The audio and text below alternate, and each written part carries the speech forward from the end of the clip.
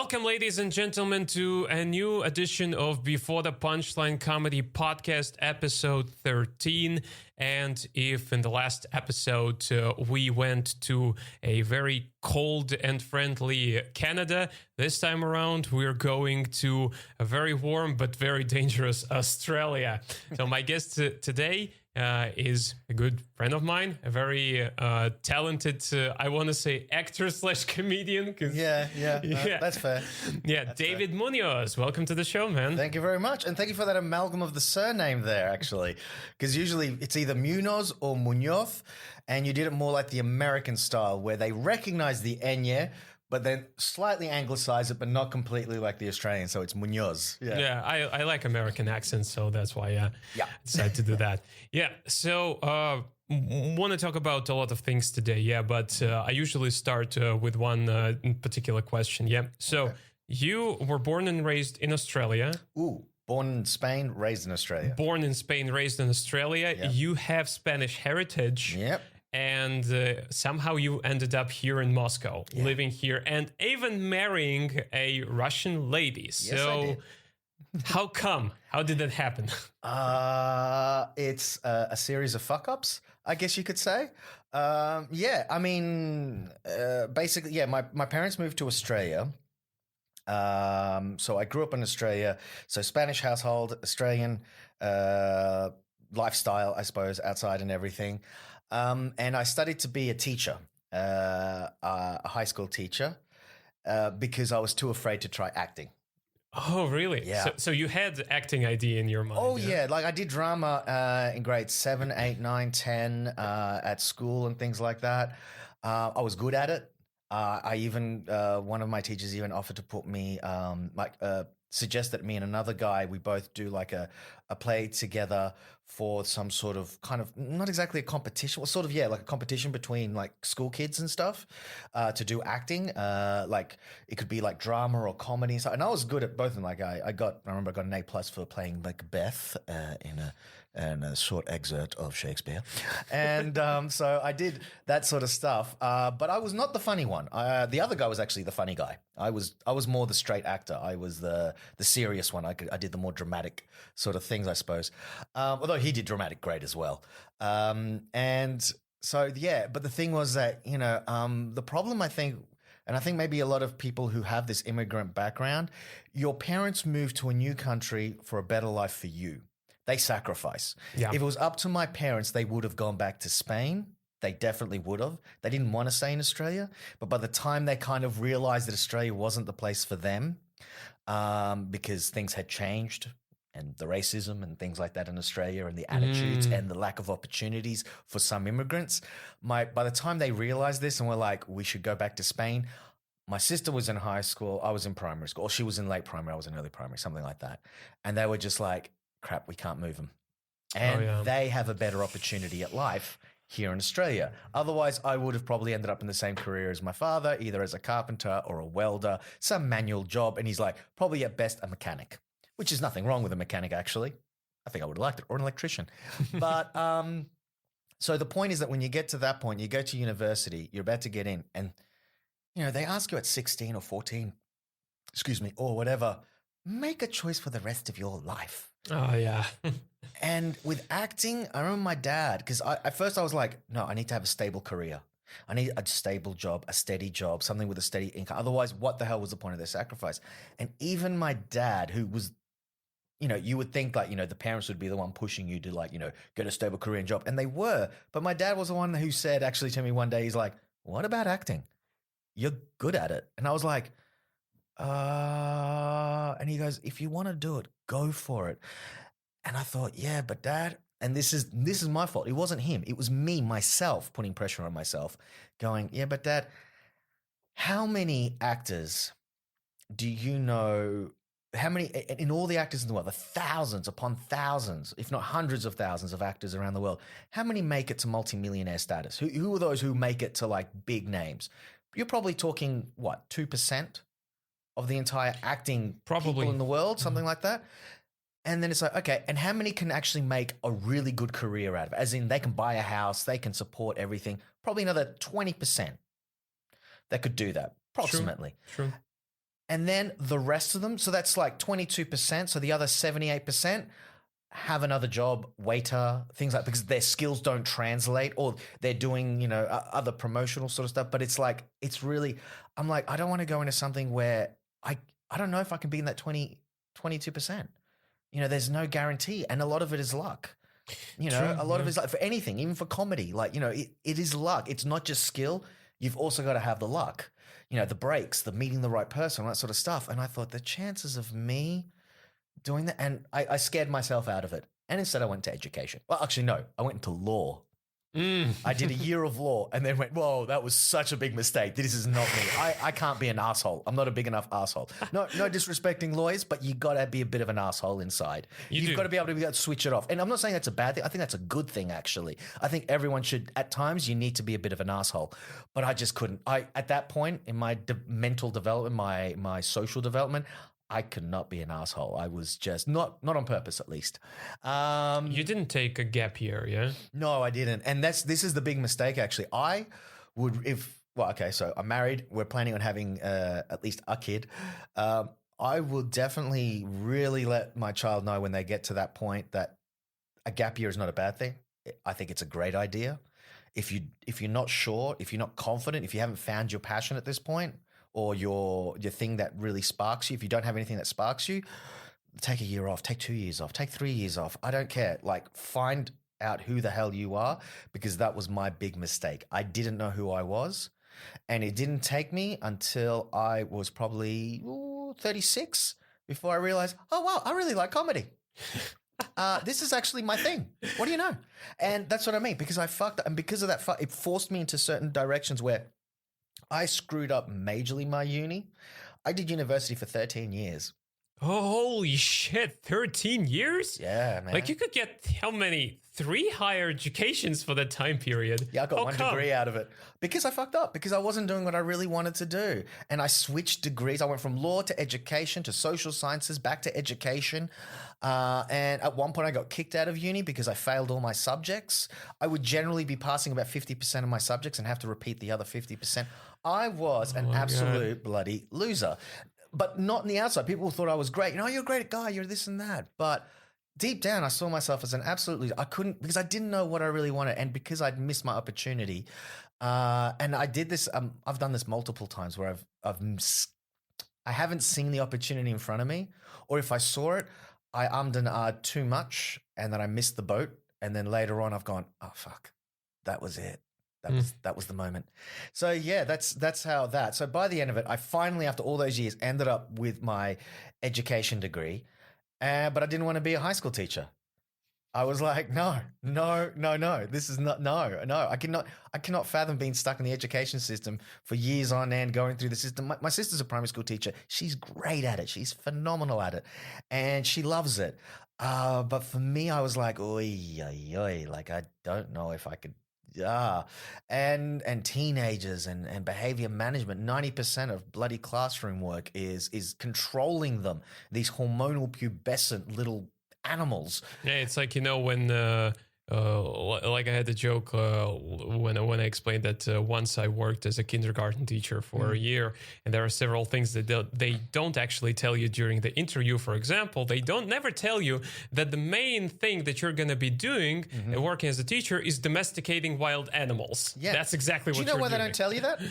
Do you know why they don't tell you? Otherwise, you wouldn't take the freaking job. Yes, exactly. You'd be like, "Oh, really? Is that it? No, thanks. No, I'm going to go clean the street. Thanks so much. No, I'll clean the street for free. Like, just don't want to be doing that. Thank you." That's why most parents would never work as teachers, because they have one child. They know how fucked up that is. They will never take this job. Yeah. I can relate to you, because you actually remind me a lot of myself, because I had the same problems. But in Russia, unfortunately, we don't have such practice as a gap year. Yeah, exactly. Yeah, here, you just have to take the state exam, the Russian state exam, and that's it. If you don't take your documents to any university within a year, that's it. You have to resit the exam again. Yeah. And that was the problem for me, because I graduated when I was 17. I had no fucking idea who I wanted to be. Yeah. And at the end of the day, the choice was very simple. I was like, let's see, what am I good at? English. So I went for it, and I also have an education of a teacher. Yeah, and just like you, I didn't go and work as teacher at first. 3 years I spent working at different companies, mostly in technical support department. Yeah, the minimal amount of human contact you could get. You're like, I've studied to work with humans. Do you want to work in a job with humans? No, fuck the humans. fuck them. Yeah. Let me look at a screen. Yeah, with data. But then I actually realized that you know what, I got more humanized. You know, I got more sociable within the time. And 3 years ago, I decided to do a 180. I quit the job. I started working as a teacher, and right now I enjoy it. Well, so that's kind of what happened to me. Was that like while I was at uni, I was working at a petrol station. So when I finished uni, I was still working there. A couple of times I even got like sort of semi-offered, like, you know, if I'd be interested in being a manager. And the next time it got popped up, like the first time I was at uni, so the guy was like, look, I would offer it to you, but I know you're not really interested because you're doing this degree. And I was like, yeah. But when I finished it, and I obviously wasn't going to go straight to being a teacher because I didn't want to do it, I kind of got offered it again. And this time I was like, well, if you're interested. And I thought, do I want to work for the rest of my life in a petrol station as a manager? I mean, there were some perks, you know, it was good, well paid. Like in Australia, working in that kind of job is actually really good, money-wise. For a non-university job, it's actually pretty damn good money. And you can work your way up. But I just thought, no, I think I've got what I wanted out of it. And out of working at a petrol station, I learned how to interact with people from all different backgrounds. And it really helped me develop like this back and forth, building rapport with people, especially quickly when they just, you know, come up to the counter, you serve them, they leave. And but I was like, okay. And then later on, I was like, you know what? I actually did enjoy the teaching, though. The teaching was good. I don't like the behavior management, but I did like the teaching. That was actually good, and I was good at it. Like my lesson plans were great. Like my mentors would look at it and go, "Wow, this is a brilliant lesson plan." And when I taught it, they were like, "Yes, you were really good. You explained it well. This and that." It's just you missed out the kid who was trying to, you know, set the bin on fire. And, you know, I'm like, damn it. So, you know, it's like, that part needs work. Yeah, so, looking for a new school right now. Yeah. So, the Great Fire of London, you know, school scale. We were just doing a reproduction of it. That's all. Yeah, it was part of an. It needed refurnishing, you know, and they didn't want to give us budget, so. Yeah, so you know, it was like a do-it-yourself project. The kid got an A+ though. Perfect. Really set the conditions up. But yeah, so I realized that, and then I thought, okay.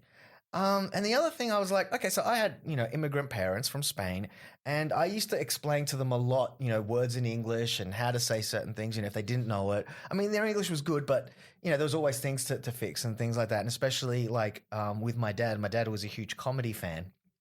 And so we'd sit down and we'd watch like, you know, movies of comedy or, you know, comedy shows, Benny Hill, Monty Python, whatever. Oh, yeah. One Love. So we were watching these things and, you know, if my dad didn't understand something, he'd be like, okay, what does that mean? And I have to explain it. Now it means this and that. And, you know, that was good. I there was a, you know, certain satisfaction. And then we'd laugh, you know, oh, yeah. And sometimes it got to the point where then my dad would tell me how things worked when I didn't get it. And I was like, damn. And he's like, yeah. So that's how he kind of improved his English. And so I was like, I like teaching and I could teach English. Yeah. So I did a TESOL course. I got a bunch of offers. I got 2 from China and I ended up I got rejected from one school in Russia. But you're not good enough. Yeah. But the thing was, the lady who rejected me, she said, it's not because you didn't do well at your interview, because actually I would hire you in a heartbeat. It's just that we already have an Australian. Me. Because she was Australian. We're looking for people from different accents. I'm just picturing in my head, you know, like she said it in a very bitch-like manner. Yeah. We already got one Australian. Me. yeah. And there's no room for 2. Yeah. It's like, damn it. But anyway, but she was like, but there might be another spot opening up in September. If you're interested, you'd be like first offered, like first at the top of the list. And I was like, okay, well, depending on how things go, yeah, keep me on the list. But then I got the 2 offers from China and I couldn't wait any more months at this point. I needed money. I needed to do something. So I was actually in process of getting the paperwork for the visa sorted to go to China when all of a sudden the same Russian school said, okay, one of the guys who we offered, he's pulled out. Okay. You're at the top of the list. I'm like, what about the 2 Australians problem? And she went, we'll deal with it. Your accent's different enough to mine, so fine. And I was like, I'll take it. So I took the job here in Russia because I was more curious about coming to Russia than China at that point. And because for me also, I grew up in Australia. It's a hot climate. I grew up in the tropical part of Australia. So not in the southern parts where it actually gets cold, but in the more northern. I've always grown up pretty much in tropical areas. So for me, snow is exotic. Russia is exotic. It's an exotic land. And also because of the background to do with the Soviet Union, things like that. Because of my age, I'm 41, I grew up in the 80s. I grew up with the Cold War. I grew up with this whole USSR versus America and the rest of the world kind of sandwiched in between, pick a side, and what's behind the Iron Curtain. And yeah, the Iron Curtain's gone, but there's still a bit of mystique to Russia because a lot of people are just ignorant. And Russia doesn't really advertise itself that much, other than we are strong and powerful. We're strong and powerful, and Putin. That's and Putin, it. Those are the only 2 things. Exactly. And bears and vodka. Yeah, and bears and vodka, which is also a stereotype. Exactly. Very stupid stereotype. We all have stereotypes. I got kangaroos, koalas, sharks, crocodiles, dangerous animals.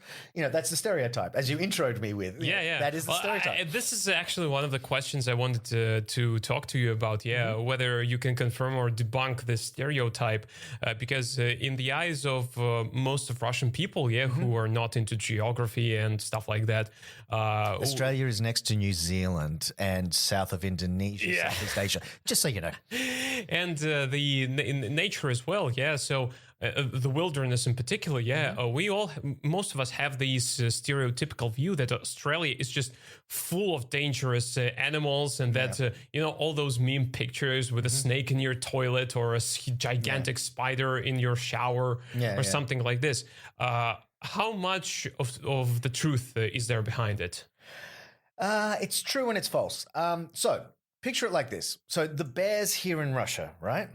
Now in Moscow, would you be shocked to see a bear walking down the street? Yeah. Yeah, of course, right? Now, if you lived in a town, I don't know, like Irkutsk or Ulan-Ude, somewhere in Siberia, would you be shocked to see a bear in the middle of the city? No. Not a shock, but you would still be surprised. Yeah, you'd still be like, what the fuck? It would be a surprise, yeah. But it's technically possible, right? Yeah. But it's not common. It doesn't happen every day. You would still be like, oh my God, you would take photos of it and you would post it like, oh my God, there was a bear in thing. Now, if you lived in a tiny village in Kamchatka and a bear walked through the middle, less so, right? You'd be less surprised. You'd offer him tea? Probably, yeah. Exactly. So that's kind of Australia's the same in that regard. When people talk about like the dangerous animals and things, well, it depends on where you are. If you're in the middle of Sydney, no, you're not going to see a freaking dangerous animal not at all. Because you're in the middle of a city center. It's a city. It's like any place in the world. But if you live in a small town somewhere, then you might get, for example, a kangaroo's easily walking through the middle of the street. There are photos of towns where kangaroos casually hang out in the middle of the road. Why? Because you're in a small town in the middle of nowhere surrounded by wilderness. It happens. Now, if you're in a place, for example, like Townsville in Australia, where I went to university, 250,000 people, it's a big town. That's sort of like the Irkutsk bear in the middle sort of thing.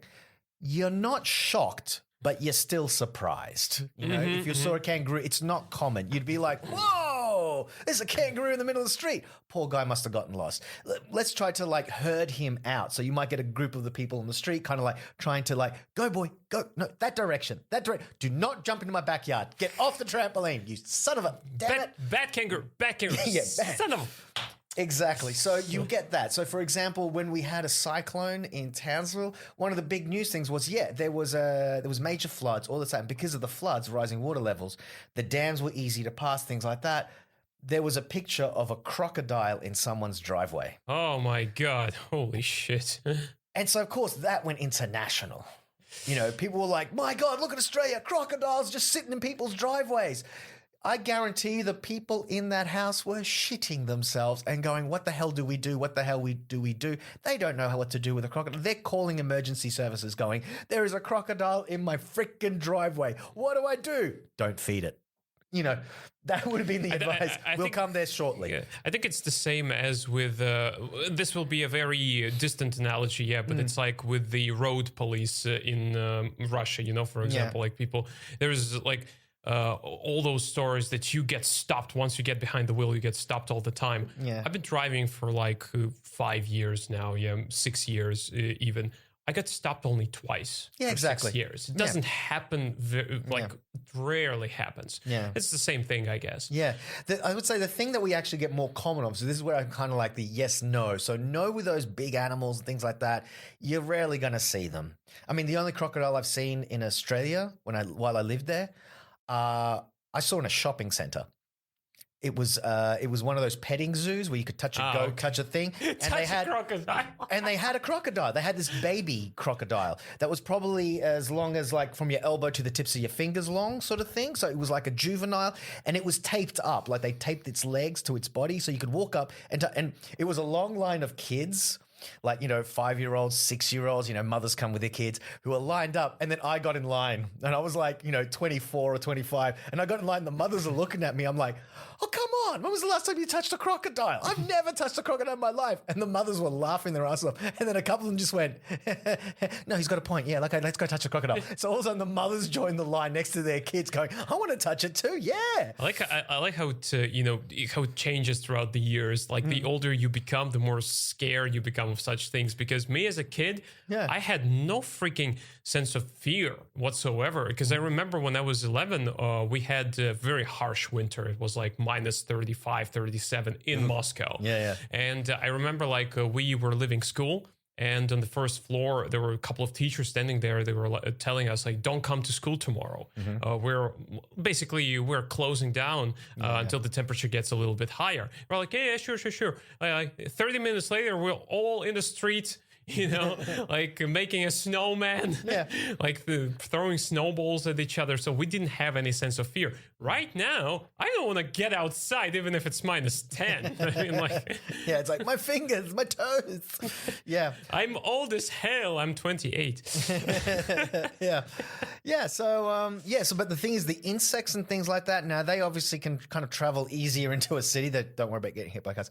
So, so for example, you might see more dangerous spiders and things like that. You can still see them in the suburbs. Now, the other correction, because being an English teacher, I am aware that Russians think the suburbs are outside the city. That is the outskirts. Inside, it's inside the city. Inside the city. Technically, every district, it's just another word for district. So, for example, I live in Park Kulturi. So when Australians ask me which suburb do you live in Moscow, I say Park Kulturi.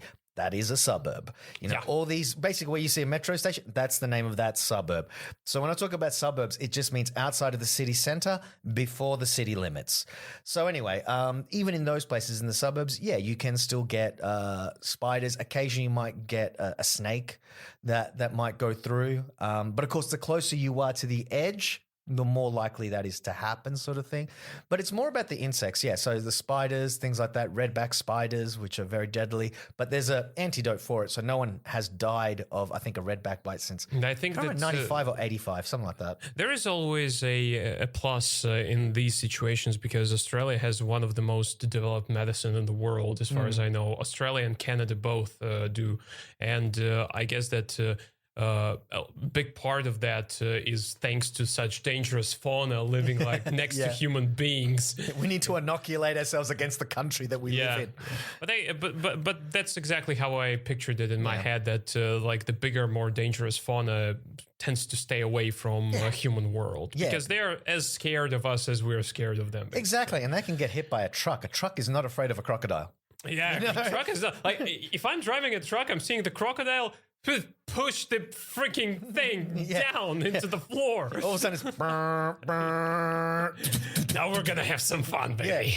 Exactly. And I can guarantee those truck drivers are on a schedule. They're not stopping for anything. Yeah, of course. That's why if you look at the trucks that they use, they call them road trains in Australia, because they're so long. Like it's like one wagon after another, and they look like the length of a train, like big but on rigs, the road. And it's a big rig. And the front of the big rigs in Australia, they've got these massive bull bars, or kangaroo bars as they're sometimes called.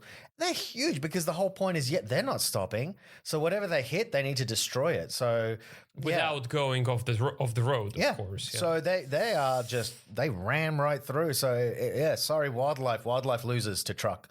Truck versus wildlife. Truck wins. Yeah. So a couple of things I wanted to ask you before moving on. So you mentioned before that there are some let's just say issues with racism in Australia towards like Spaniards, as I understand. Well, immigrants, or just immigrants in general. And the indigenous people. Oh, okay. How was your family in particular affected by that issue?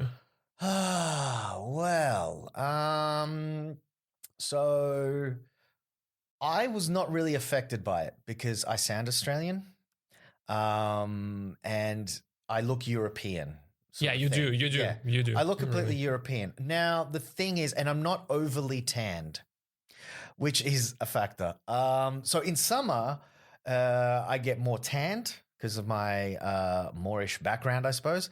And my mother is actually naturally just tanned all year round. My dad was more paler. So my dad was paler. So I'm kind of a mix where, in winter I go pale. In summer I can tan up and start looking more, in quotation marks, ethnic. Mm-hmm. Okay. But in general, I didn't really cop it because I didn't sound. It wasn't until I mentioned my surname that people would start having a clue that, oh, you're an immigrant. You've got a different. You're not Anglo background, and that sort of thing. Or sometimes people would make the remark of like, oh, yeah, I thought there was something a bit different about you. Like people would suspect, but they didn't ask. Now, on the other hand, for my parents who have thick Spanish accents and things like that, much more noticeable. And also, my father working in factories and things like that. People who probably didn't even finish high school or at most finish high school, things like that. We're talking kind of, working class and a lot of them quite ignorant sort of thing. Background. So he copped all the racism pretty much. My dad was the one who copped a lot of it. Like in Australia, there's even we have the N word in America for African Americans. In Australia, they can use that word against the indigenous people, black people, but even Mediterranean people, it's not the right kind of white. I even use that in a punchline as one of my jokes. I was not the right kind of white because it's Southern European, and Southern European is below Northern European. So the word they use is wog. Wog is a derogatory term for anyone from the Mediterranean region. So my dad got called an effing wog this, and you get the fuck out of my country, you wog, and all this sort of stuff. So he copped a lot of racism, and he would come home pissed off, angry, frustrated. And that's why they would have left Australia if it wasn't for my sister and I. Yeah, because when they push you to this kind of psychological limits, it's very difficult. Yeah. Very difficult. Yeah. How was life for you in Australia? Like from your personal standpoint, did you enjoy your time there? Yeah, I did. But like I said, I kind of went under the radar as a wog sort of thing. It wasn't until I meet other ones who would look at me and be like, "You're a wog." Like me. And it's like, yeah, we're wogs. So, it'd be like it is like, so I was like the undercover wog. But at the same time, I liked growing up in Australia. I think it's a very chilled place. It's a very safe place, actually. As we were saying, the animals is highly over-exaggerated. Secondly, in general, it's a safe place. It's, not a problem with crime and things like that. And the level of social life is actually pretty high, as I think. Yeah. The pay is good. Things are comfortable style of living. The other reason my parents loved Australia was, the main thing was, opportunities for us. The nature is gorgeous. It's beautiful. It's amazing, especially when you travel around. And the produce, the food, the fresh seafood, the beef steaks. Even at university, I could still pull off buying myself a ribeye steak once a week. Wow. You can't do that here in Moscow. Good luck finding a ribeye steak. Yeah. Now you can buy, and they're only those sealed ones they bring from overseas.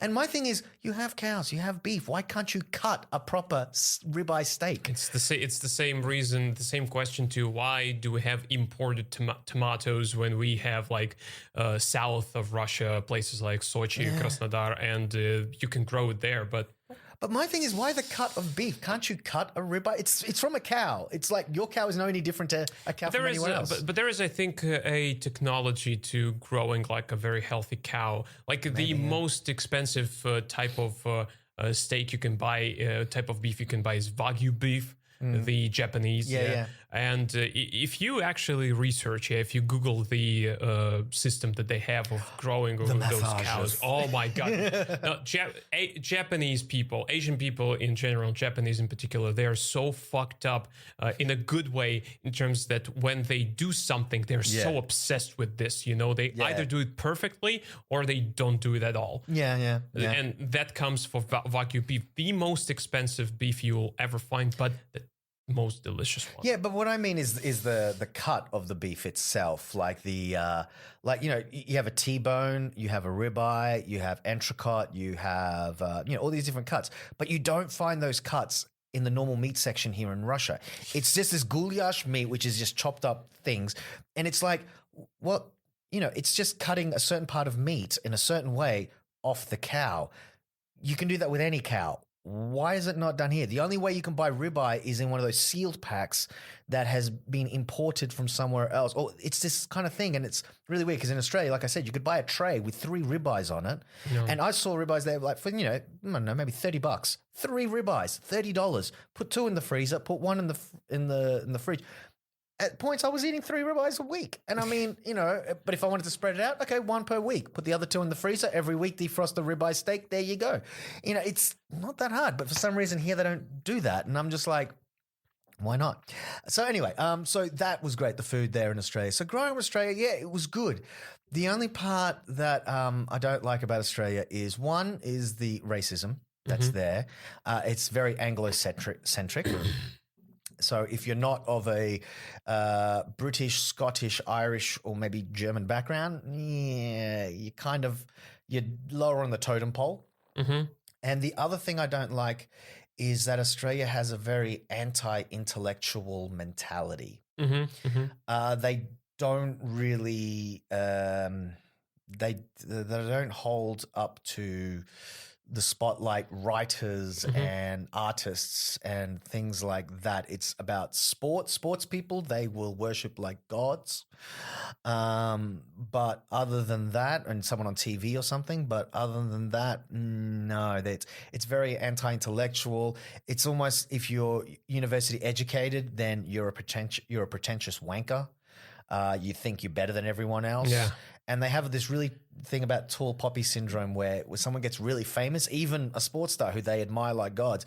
If you get too famous, they will try to cut you down. They'll try to find something wrong with you and then kind of, don't think you're better than us, mate, sort of attitude. Mm-hmm. And you get that a lot. So, and I think it comes from a place of insecurity. I think all of it comes from a place of insecurity. I think because Australians being this predominantly, yes, European background country surrounded by Asian countries and things like that, so far away from Europe and from the mother country, England, it really, or Britain, it really has this kind of idea of we're surrounded by these minority groups, which are actually the majority in Asia. Funnily enough. And so it's very defensive. So the moment it feels threatened, it attacks, if you know what I mean. I think that's where a lot of racism comes from, is this idea of it's just us in this little country, which is not that little, but when you talk about population-wise, it's only 25 million versus 100 million in that country and 200 million in that country. And it kind of has this, well, in that case, I need to pump myself up and make myself the big boy and beat down the rest, put everything else down before they even get the chance to realize that they're equals. So it's basically, walking through heads, as we say it in Russian. Oh, okay. In Russia, yeah. Yeah. So and I think the anti-intellectualism is the same thing. It's this idea of like, oh, you went to university. Oh, you think you're better than I am? Yeah, you're a Poindexter. You're a nerd. You don't know about real life. You don't. I remember this one time there was this guy in a pub. I was sitting down with this young guy who I just met, and we were discussing philosophy because I had started seeing a psychologist because I was going through a tough time. And I was talking to him, and he was also having some issues. And we kind of bonded over this whole, and I told him that I'd been reading about Jung off the internet. I just like, I've been reading about Jung and, his different ideas of anima and the masks that we wear and our personas and also, and I was explaining it to him because he was interesting. And this older guy, he was probably in his 40s at the time. So I was in my late 20s. This guy in his early 40s, maybe mid 40s, I don't know. He was off to the side of this pub, just drinking on his own. And all of a sudden he just chimes in. He goes, "Oh, yeah. You think you're so smart. You think you know fucking everything, don't you?" And it was like, what? Like, who the hell are you?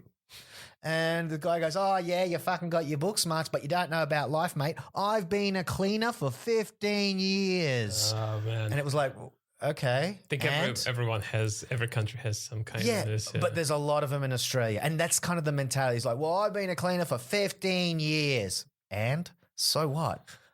Well, that doesn't make you any better. And the fact that I go to university doesn't make me any better. And you know what? I got this from freaking Wikipedia. You can look this shit up. Why don't you? You know how we call such people here in Moscow, at least? Yeah. Like a little stereotype. Yeah. That every single yard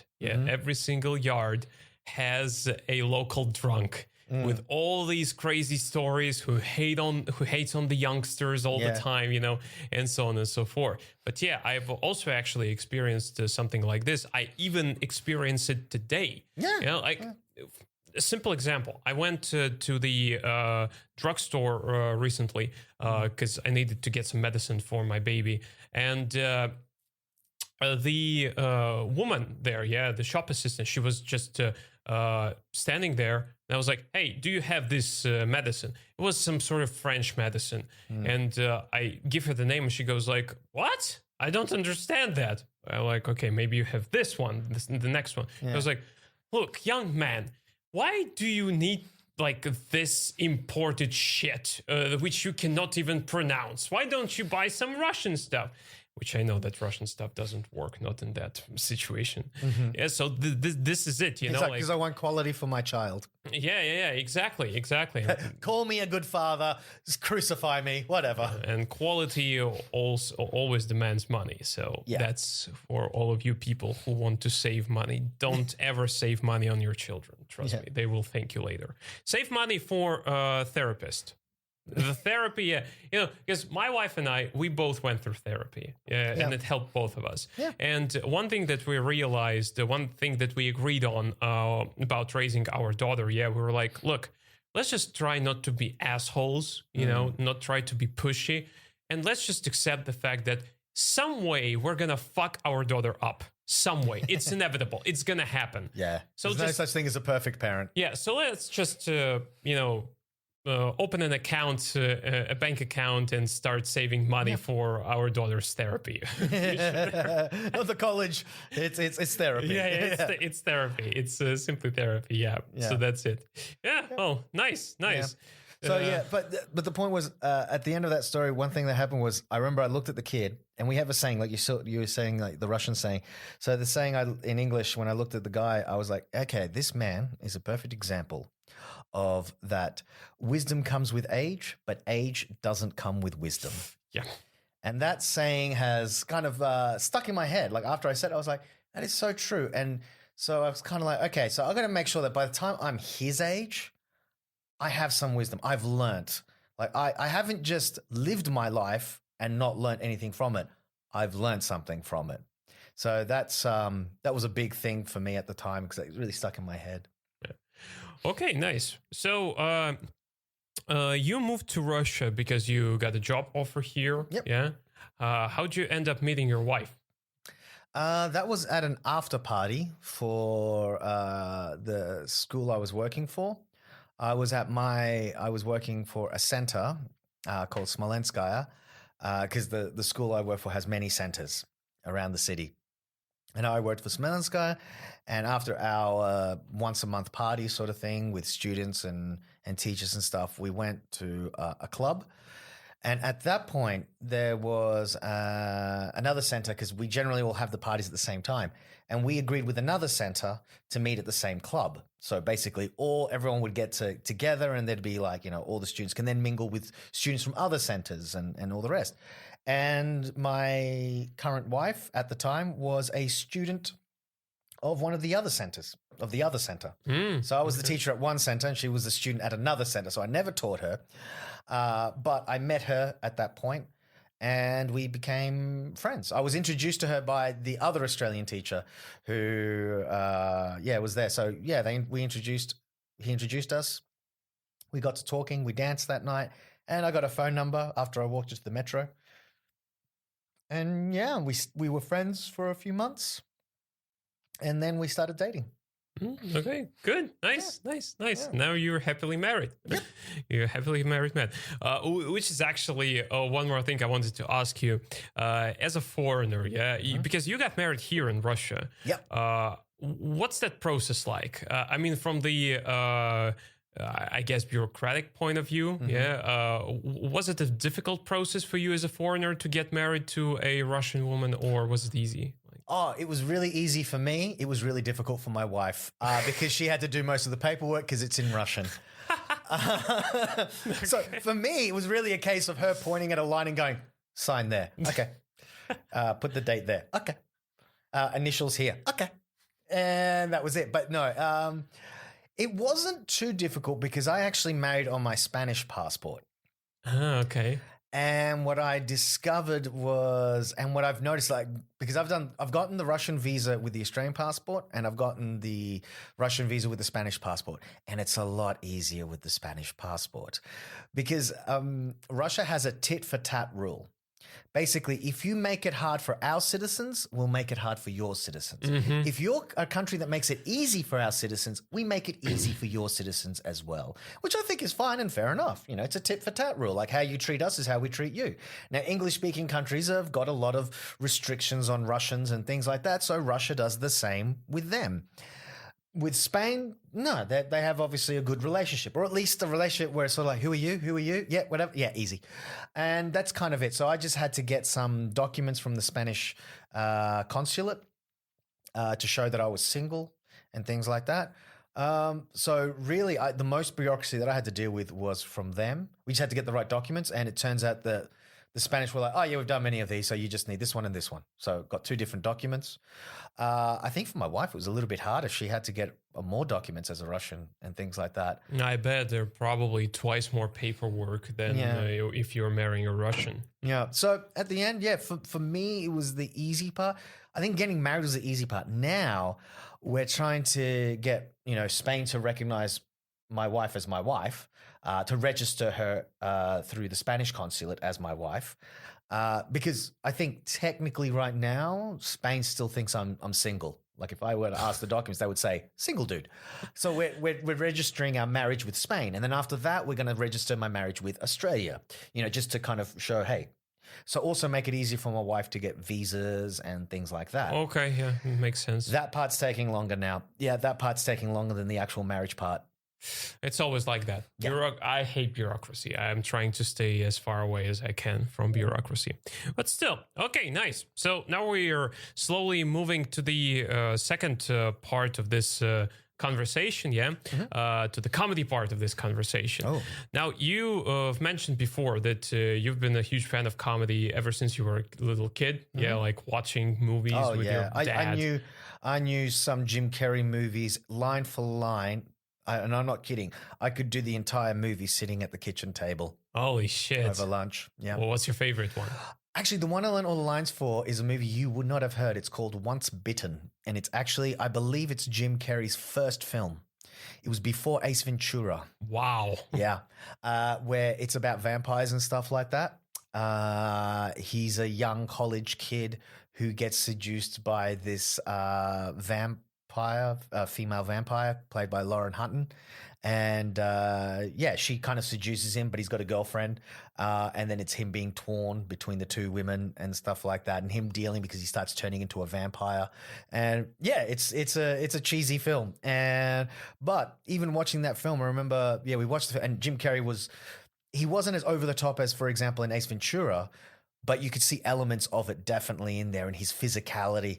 And I remember we were sitting there and my dad kept saying over and over again, he's like, this guy's going to be huge. This guy's going to be huge. Keep watching. He's going to be huge. Within the next 5 to 10 years, this guy's going to explode. He is amazing. And then Ace Ventura came out a few years after that. probably That about 5 or 10. kickstarted his career And his then boom. stardom. Yeah, and absolutely he exploded, and hasn't really gone down. So yeah, my dad could pick them. Actually, he was really good at picking like who was going to be the next star. Like we saw Leonardo DiCaprio in a movie with Robert De Niro from his early times, where he was, I don't know, maybe 14 or something like that, like way before Romeo and Juliet or Titanic even. And my dad was like, that young kid, he's going to be big too. He's like, he's holding his own against De Niro. Like this guy, like the two of them are in a scene together. De Niro's playing an abusive father or something like that, and he was like the stepson. And it was like, whoa, this kid, he has definitely got the chops. He can do dramatic, like something you can rarely see in kids who are playing a real dramatic, serious role. And actually, it was after Titanic and all that stuff. I saw him in Basketball Diaries, which was also done before Romeo and Juliet. And yeah, definitely, Well, he had the skills. People are always hungry for good and great entertainers, and Jim Carrey is obviously one of them. So, what was who was the first on-stage comedian that you have seen? Do you remember? God, I can't say which one was the first. Because they show it on TV highlights, the best of the Melbourne Comedy Festival, stuff like that. So I saw many, I suppose, but I guess some of the first would have been people like Bill Hicks, Eddie Murphy. I would say those two were probably the first two comedians that I watched their specials. Like someone showed me their special. I went to someone's house and they were like, you got to check this guy out. And yeah, Eddie Murphy and Bill Hicks. Man, polar opposites in terms of comedy. Yeah. I mean, like Hicks being a more like darker type of humor comedian, and Eddie Murphy, of course. I think everyone has seen his very first special where he's like in some sort of leather blazer, leather outfit, and like this face half. Like when he went I remember this very vividly when he was like half. Yeah. I want half, Eddie. I want half. Yeah. Just brilliant. Have you ever thought because like you mentioned, and I think before that you got into stand-up yourself when you were 36, so that being 5 years ago. Was there any particular moment before that time that you had thought of trying to do stand-up or something like that? Yeah, I already done it earlier. I did, my first gig I ever did was in 2010. Okay. Yeah. Where? In Australia. Okay. Yeah, my first gig was in Australia. Okay, so when I screwed up and didn't go to uni to be an actor, but instead to do other stuff, trying to find my way, I still had those dreams of, one day either being like a musician, an actor, or stand-up comedian sort of stuff, or something on stage, or whatever. I still had I daydreamed a lot. I'm a big daydreamer. And so I still daydreamed a lot about, one day being discovered, that sort of bullshit, which is absolutely not a bullshit. That's one thing. If anyone listens and they're just like, but one day I'll be discovered. No, you won't. No, you won't. No. Even those stories where you hear of people being discovered, if you actually research them, they're bullshit stories. They're a nice little story that the PR people put out, but in reality, that's not what happened. Yeah. They're misconstrued completely. It's down to people chasing after it. You got to chase. So what happened was, I was, how earlier you were saying that as a kid you were fearless, you ran around, did whatever, and now you're more afraid. I'm actually the opposite. As a kid, I was timid. I was afraid. I was the boy hiding behind his mother's legs, and she's trying to push him to play with the other kids. I was that kid. I was the shy, timid kid. The one thing I did have was that I was never shy talking in front of people. Like if you put me in front of the classroom to give a presentation, I was fine. I didn't get afraid. That was the one place I don't know. I never got stage fright really. Probably because I figured that you have no option. You have to listen to me. While in a social setting, people can ignore you and turn their back on you. But when you're in front of the classroom, the teacher's there going, if you don't pay attention, you get detention. then, it's like, suckers, you have to listen to me now. So in a way, sounds just like our president. yeah. So, and it wasn't like the older that I got, the more I started kind of pushing myself to try things that I might not be comfortable with. Because it was like tick it off a bucket list sort of thing. You don't want to live with regrets. Probably I started getting into this mentality. Over time, I slowly developed kind of being more comfortable, telling stories. All of a sudden, finding yourself in a situation where you tell a good story at a party and you realize that everyone's listening to you and you're like, what? And they're laughing and you're like, oh, okay. And then they're happening more and more frequently. And then you're like, well, okay, I'm good at telling stories. Interesting. Oh, so that's how I can meet a girl. That sort of thing. Or, that's how I can get these guys to invite me to the next party. It's like, oh, Dave's the fun guy or something like that. So I started becoming slowly more comfortable in my skin. And then one day what happened was I was at a dinner party that a friend had invited me to. My friend Franz, who's actually, he's half Swedish, half Finnish, grew up in Spain and was now studying in Australia. He should be a comedian. Oh, yeah. With his background, a perfect recipe. Yeah, amazing guy. And I'm still in contact with him, actually. Excuse me, I got a bit of a hiccups there going. So I'm still in contact with him. We still chat. But anyway, he invited me to his place for dinner, and it was him and his girlfriend, and it was his housemate, this girl who was dating this other guy called James. And so there was 4 of them and me. So it was 2 couples and me. And I was like the fifth wheel sort of thing, but not in a bad way. Like I didn't feel out of it. But at one point, of course, I met Carla, like his housemate, a couple of times. And at the time he was dating, I believe, Sylvia, and I knew her. I'm still in contact with her as well, Brazilian girl. So I knew all, but I didn't know James at all. James, that was the first time I was meeting him. And he was a circus performer, or is still. I understand he's still performing. I have him on Facebook. He still performs. He still even teaches circus performing, juggling, acrobatics, stuff like that. And so he was asking me a bunch of questions, and I was telling stories. And I was telling him in a very entertaining, funny way. I had everyone in stitches. So, with the stories. And everyone was telling, James told his story. He had a great story. Oh, there's one story I would love to turn into a comedy bit. It was absolutely amazing story about the time he almost got his ass kicked by a bunch of bikers in the middle of, next to Alice Springs in the center of Australia. Like in a desert pub, a pub in the middle of nowhere. He almost got his ass kicked by a bunch of bikers, and he managed to get himself out of that situation. And it was just absolutely brilliant story. But anyway, so he told his great story. I told my stories. Then he told a story. I told a story. Anyway, by the end, we're all laughing our asses off, and we were drinking alcohol and stuff. And then, dinner finished. I went home. Cool. And then I think at the end of that week, I get an email from James. And he's like, dude, had so much fun hanging out with you. And your stories, the way you tell a story is just so impressive. He's like, I don't know if you remember, we were drinking quite a bit, but I also organized the magazine launch for this magazine called Mayhem, which is in Townsville, which is sort of like this alternative arts magazine sort of thing.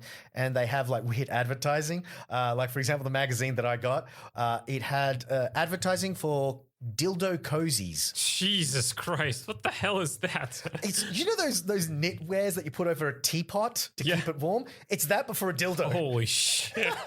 And it was professionally photographed and everything. Like, buy yourself cozies for your dildo. And I'm like, what the hell is this? Oh my god! Although I'm not actually surprised, because I came to realize by 28, that whatever kind of fucked up weird product you might come up with in your mind, this product is probably somewhere on AliExpress. Oh, yeah. It's probably sold somewhere on AliExpress. Yeah, somewhere. It's definitely, yeah. Just, absolutely.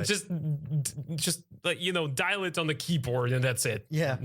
So anyway, he sent me the email basically saying he does this magazine launch, because every issue that they release, because it's a once a month issue, they do like an event, like a night event with a host, with different performers, and with cheese platters, wine, and blah blah blah.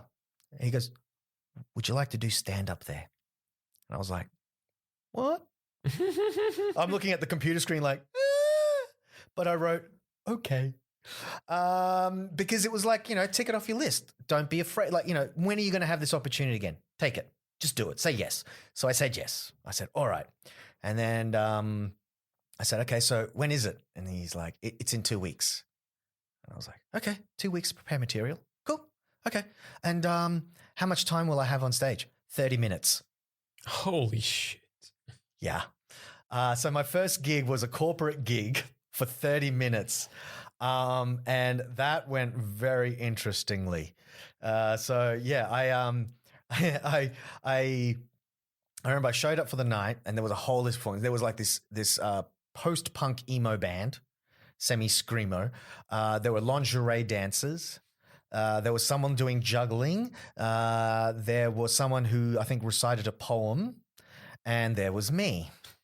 And I was like, okay. And then it was, so I arrived, the emo band is playing. And so these kids are playing and I'm like, okay, cool. And then I asked James, I'm like, when am I on the schedule? And he's like, okay, so next to the dancers.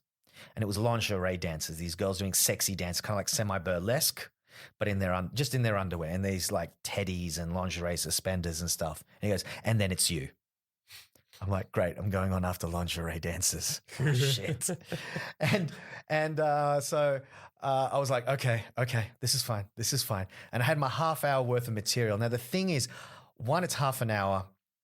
Two, at that point, I'd never seen any short club sets. I've never seen anyone do club sets of comedy. I'd only ever seen specials, like at that point, Eddie Murphy, Bill Hicks, an hour, Robin 90-minute Williams. specials, yeah. And they all have a theme. They have a point. All these stories have to link. They have to come together. And so my first gig was do that. I should have just stuck with telling a couple of stories of just funny things that happen.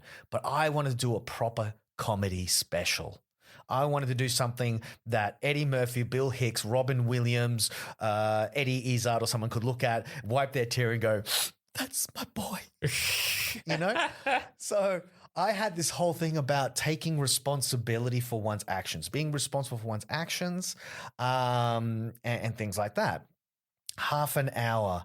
And just before I was getting on stage, I thought, no, I need a glass of wine. And I was wearing this blazer that I still have to this day. I sometimes still wear it to perform. It's now this tattered old blazer, but I love it because of that.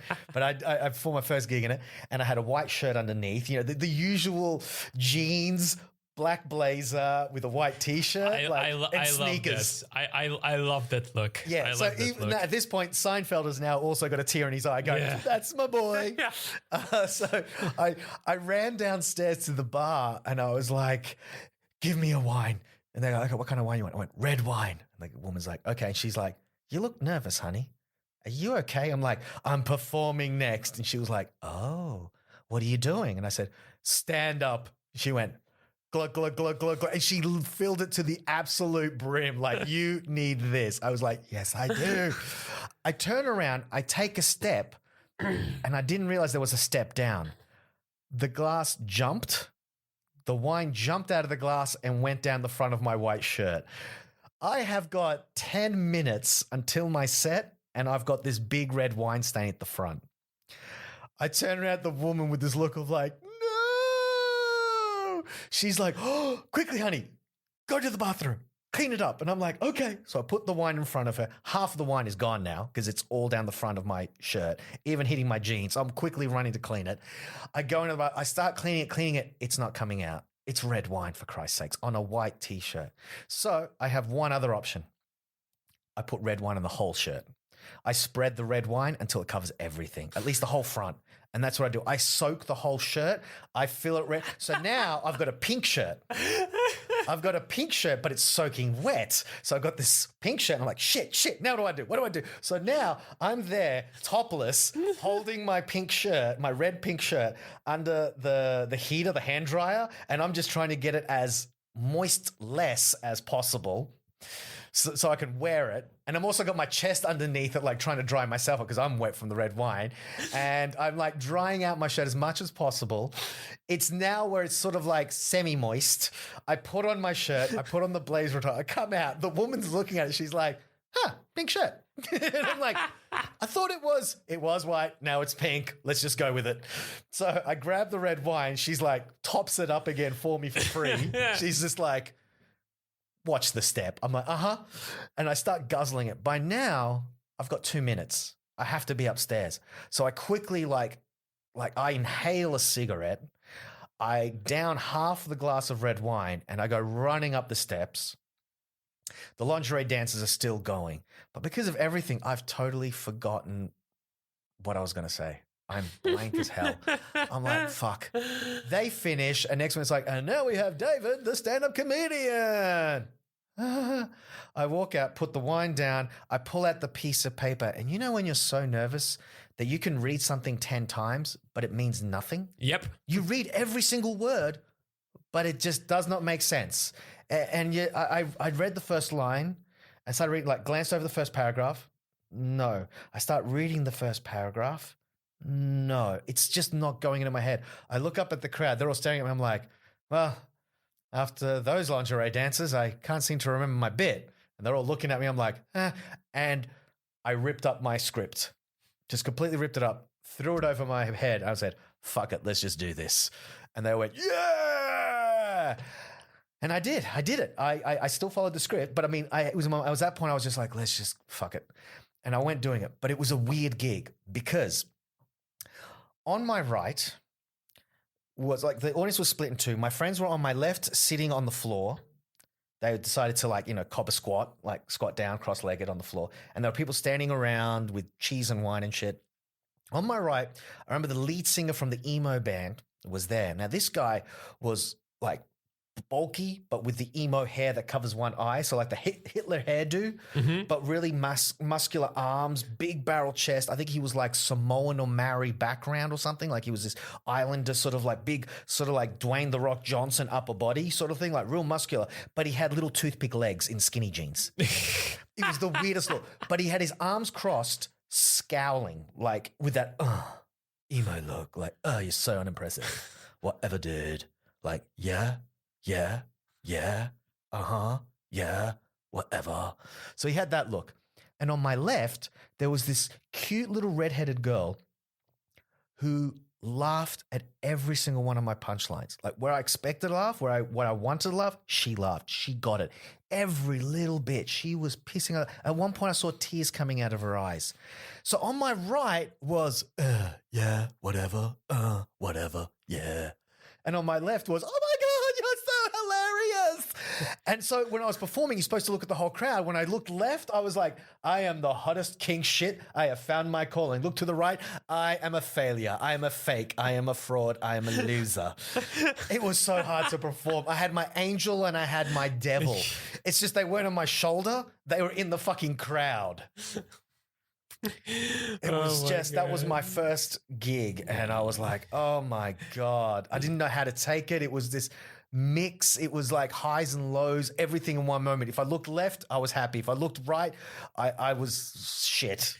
You remind me of one of my first gigs in Russian only, because I have been doing stand-up for like almost 5 years, mostly English, trying to do stand-up in Russian now. Ooh. And the second time I did stand-up in Russian was about a year ago. So after the first time that I did it, the girl, one of the management, she was a part of the management of the group who organized like shows in a couple of venues. And she texted me and she was like, hey, our sound guy is organizing his own stand-up gig. And he's looking for 4 comedians, like 15 minutes each. Do you want it? And for me at the time, I mean, the competition in Russian stand-up is immense. Like people are literally ready to kill for 3 minutes on stage. Yeah. And she was offering me 15. I was like, fuck it, of course, give it to me. Yeah. So I went to the other end of Moscow. Yep. And it was Harats. I think it was Harats bar. Yeah. But like somewhere on Domodedovo or something like this. So, yeah. And I get there, it's on the second floor, and the first scene, one of the first scenes that I see there is like I walk into the restroom for men's restroom, and there is a girl, she's standing over the sink and she's puking into the sink. And I was like, okay, that's a great start. So I walk in there. Good club. Yeah, good club. Right, so that's the level where I should pitch my jokes. Got it. So I walk inside, and then I find out something that they forgot to mention, quote unquote. So it actually was not a tailor-made stand-up show, yeah? It was a party, a night of cover metal bands. There were about 10 bands in attendance who performed like 2 or 3 songs, 2 or 3 cover songs. And in between them, there was 1 hour which went to us, to 4 comedians. Yeah, you're the filler. Yeah, and while the band is shagging one of the groupies, exactly. You're on front of the stage. Here's the kicker. Nobody informed the audience up until the beginning of the show that there would be stand-up in the intermission. Yeah. And so now there were about 100 people in there. Yeah. Let's say that 25 of them actually cared. Yeah. So basically you're saying it's like performing at Jim and Jack's. Yeah, basically like that, yeah. But the venue is like 4 times bigger. Yeah. And we had our own small stage, improvised stage, right next to the entrance. It was like to the right of the entrance. So it was like about 5 meters from me, from the stage. And so we had like a little half circle, 2-layer half circle of people who were standing there listening. Nobody else gave a shit, though they were screaming. And like, I believe I heard someone having sex like in the far corner of the bar. Lucky when we got there, to the left of us, as I mentioned, there was an entrance to the bar. And at that entrance, there was like a table soccer. So they were playing there. I think I know that venue. Yeah, right. Yeah. So they were playing there, yelling out, screaming, and we're standing there and we have to perform.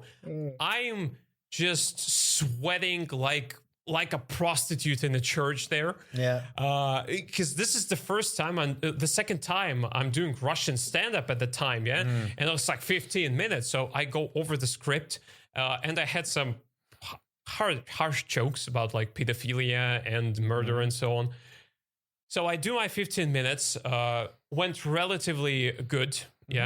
I go to the bar. I'm like, I need a drink after all this. Yeah. So I get to the bar and there is the blonde girl standing there. She looks at me. She goes, "Was it you just now who performed?" And I was like, "Yeah, it was me."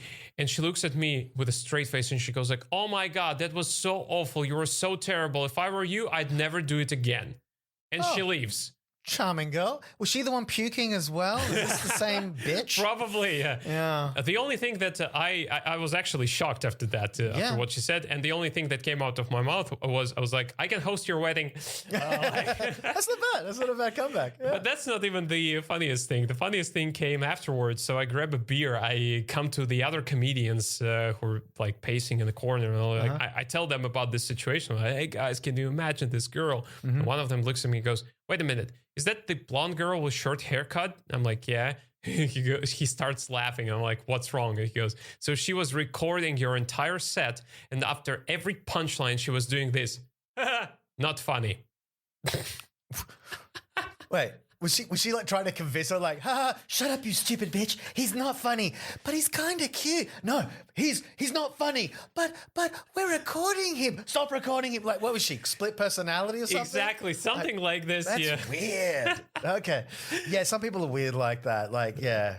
But the atmosphere at that show was, I can't even call it a show, intermission, I would say. The atmosphere there was, of course, like, but I liked it because that was like into the fire, you know. Well, sometimes you have to do that. It was like, well, we mentioned, like, you know, I made the quip before that, you know, so it's like Jim and Jack's. Well, that's what Jim and Jack's was, you know, probably still is. Yeah. You know? But like, so when you asked, like, when did I start? Well, the first gig was in Australia, but then I didn't do any more stand-up. At all. Actually, I missed a brilliant opportunity.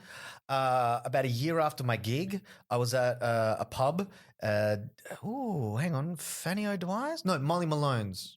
Yeah, Molly Malone's was the name of it, which is completely irrelevant to anyone who's listening because they're like, yeah, great. So whatever. Maybe someone in Australia would listen. Someone in Townsville. I mean, one town. You might go, "Oh, my words, I know it." Yeah.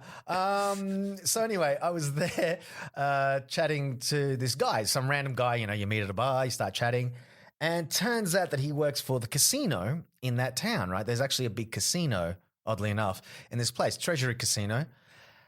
And I started mentioning this one time I did stand up, whatever, because he said something like, "Oh man, you're really funny. You tell funny stories." And I was like, "Yeah. Well, he's like, have you ever done stand up?" I said, "Actually, I've done it once." And I explained to him the story, the same story I told you. He was laughing. He's like, "That's a great story." And he's like, "Yeah." He goes, "Do you want to do it at the casino?" And I was like, "Wait, what?" And he's like, "Yeah, I organize the events at casinos. Would you like to have a spot and maybe even a regular spot?" And he gives me his business card. And I'm like, my God, can you imagine? First gig, corporate gig. Second gig, you're already doing casinos. Basically, you've already skipped the whole career and gone straight to Vegas. Basically, 85% of the working comedians now hate you. Yeah. So that's the thing. I know, but they're about to love me and they're about to laugh at me. Yep. Because I and and I'm nervous as hell because I did one show. And like I said, I don't even know how the hell technically I can classify it as a success or a failure because I had emo jerk and I had, hyperactive redhead, gorgeous girl. She's my favorite. Yeah. But, it was like I didn't know how to classify. I went well. It didn't. And of course, I could get better. I could get a regular spot where I could practice. But God, am I ready to do a casino? That's like jumping. That's passing the fire. That's jumping straight into the elevator to the penthouse suite and then being told, by the way, you got to look the part. Oh, fuck. So all of a sudden I'm umming and ahhing. I'm freaking out. And I think it takes me like 2 months or something like that. Or maybe 2 to 3 months later, I put the card on my desk and like 2-3 months later, I'm like, I'm going to do it. Fuck it. Yes. It took me that long to build up my courage, to swallow any doubts, fears, whatever I had. So I was like, I'm going to freaking do it. I'm going to call him.